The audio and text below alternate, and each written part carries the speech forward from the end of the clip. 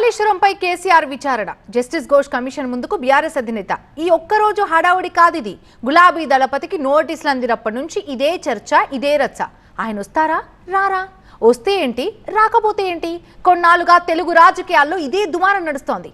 వీటన్నింటికీ full stop పెడుతూ ఎట్టకేలకి commission ముందుకొచ్చారు కేసీఆర్. ఇంతకీ వాళ్ళేం అడిగారు, ఆయన ఏం చెప్పారు, అసలు ఈ టోటల్ ఎంటైర్ ఎపిసోడ్లో ఏం జరిగింది? ఉదయం 9:40 ఎర్రవల్లి నుంచి బయలుదేరిన కేసీఆర్ కాన్వాయ్ ఉదయం 11 గంటలు బీఆర్కే భవన్ కు చేరుకున్న కేసీఆర్.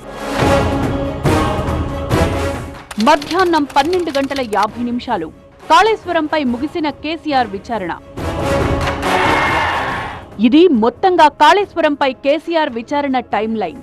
కాళేశ్వరంపై విచారణలో భాగంగా జస్టిస్ పీసీ ఘోష్ కమిషన్ ఇటీవల కేసీఆర్ కు నోటీసులు ఇచ్చిన తర్వాత తెలంగాణ రాజకీయాల్లో ఏర్పడిన ఉత్కంఠకు ప్రస్తుతానికి ఇలా తెరపడింది. బీఆర్ఎస్ అధినేత కేసీఆర్ ను విచారించడంతో కాళేశ్వరం విచారణ తుది ఘట్టాన్ని పూర్తి చేసుకుంది. ఎర్రవల్లిలో కేసీఆర్ కాన్వాయ్ ప్రారంభమైంది మొదలు బీఆర్కే భవన్ కు చేరుకునే వరకు, ఆ తర్వాత ఆయన విచారణ ముగించుకుని వెళ్లిపోయే వరకు ప్రతి సీనాద్యంతం రసవత్రం అనిపించింది. 11 గంటలకు బీఆర్కే భవన్ కు కేసీఆర్ చేరుకోగా అప్పటికే భారీ స్థాయిలో బీఆర్ఎస్ నేతలు, కార్యకర్తలు ఆయనకు మద్దతుగా అక్కడికి భారీ సంఖ్యలో తరలివచ్చారు. దీంతో అప్రమత్తమైన పోలీసులు ఆ చుట్టుపక్కల 200 మీటర్ల వరకు ఎవరినీ రానియకుండా బారికేడ్లు ఏర్పాటు చేశారు. దీంతో కేసీఆర్ విచారణ జరుగుతున్నంతసేపు ఆ ఏరియాలో ఉద్రిక్త పరిస్థితులు నెలకొన్నాయి. మొదట బహిరంగ విచారణ జరుగుతుందని భావించిన కేసీఆర్ విజ్ఞప్తిని అంగీకరించి 12 గంటలకు 1-to-1 విచారించారు జస్టిస్ ఘోష్. 50 నిమిషాల పాటు కేసీఆర్ కు కీలక ప్రశ్నలు సంధించారు. 12:55 బయటకొచ్చిన కేసీఆర్ కారులోంచే కార్యకర్తలకు, అభిమానులకు అభివాదం చేసి వెళ్లిపోయారు. అయితే కాళేశ్వరంపై కేసీఆర్ నుంచి కీలక సమాచారం తీసుకుంది జస్టిస్ ఘోష్ కమిషన్.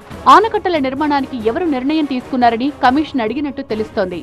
ప్రాజెక్టుకు సంబంధించి రీ ఇంజనీరింగ్ పై కమిషన్ కు కేసీఆర్ వివరించినట్లు సమాచారం. ప్రాజెక్టుకు కేబినెట్ ఆమోదంపై కమిషన్ ప్రశ్నించగా కేబినెట్ ఆమోదం, ప్రభుత్వ ఆమోదంతోనే ఆనకట్టల నిర్మాణం జరిగిందని కేసీఆర్ బదులిచ్చారు.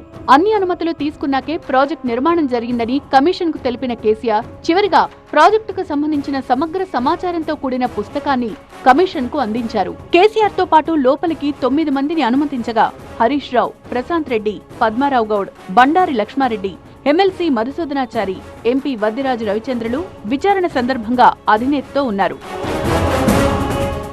మొత్తానికి కాళేశ్వరం కమిషన్ విచారణలో చివరి ఘట్టం ముగిసినట్టు కనిపిస్తోంది. ఇప్పటి వరకు 114 మందిని విచారించిన కమిషన్ 115వ వ్యక్తిగా కేసీఆర్ ను ప్రశ్నించింది. ఇప్పటికే హరీష్ రావు, ఈటలను విచారించిన కమిషన్ కేసీఆర్ ను కూడా విచారించడంతో justice Ghosh commission task complete అయినట్లు తెలుస్తోంది. జూలై నెలాఖరులో గడువు ముగుస్తోండటంతో ఇక కమిషన్ తుది నివేదికిచ్చే అవకాశముంది. అయితే బీఆర్కే భవన్ లో విచారణకు హాజరైన రెండో మాజీ సీఎంగా కేసీఆర్ నిలిచారు.